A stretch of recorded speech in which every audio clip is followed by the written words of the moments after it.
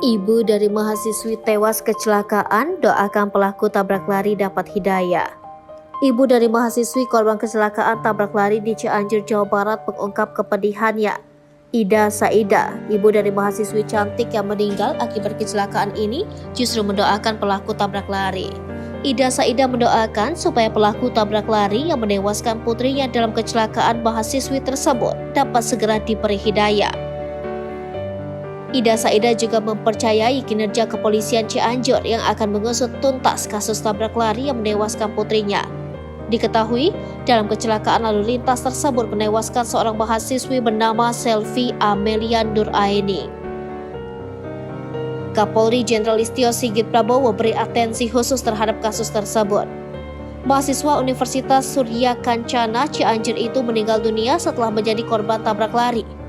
Peristiwa tersebut terjadi di Jalan Raya Bandung Cianjur, tepatnya di Kampung Sabandar, Desa Sabandar, Kecamatan Karangtengah, Kabupaten Cianjur, Jumat 20 Januari 2023, sekira pukul 14.45 atau 15.45. Kasus tabrak lari yang mengakibatkan meninggalnya Selvi Amelia Nuraini ini viral di media sosial, sebab pelaku belum ditangkap dan mendapat atensi dari Kapolri Jenderal Listio Sigit Prabowo.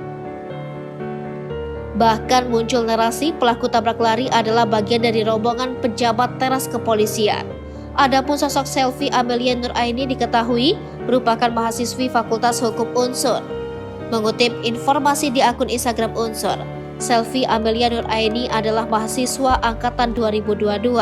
Ia baru mengikuti perkuliahan semester 1 di Unsur. Selvi Amelia pun meninggal di usia yang sangat muda, yaitu 19 tahun. Ungkapan duka pun mengalir untuk mendiang Selvi Amelia Nuraini. Satu di antaranya di postingan Facebook yang diduga ibunda Selvi, Ida Saida. Semula, akun Ida Saida menuliskan kabar duka terkait kepergian Selvi. Dalam postingannya, Ida Saida menulis keluarga telah menerima takdir ini. Ia juga berharap sang anak mendapat tempat yang mulia di sisi Allah Subhanahu wa Ta'ala. Ida Saida juga menulis pelaku yang menjadi sebab Selvi Amelia Nuraini meninggal mendapat petunjuk dan hidayah.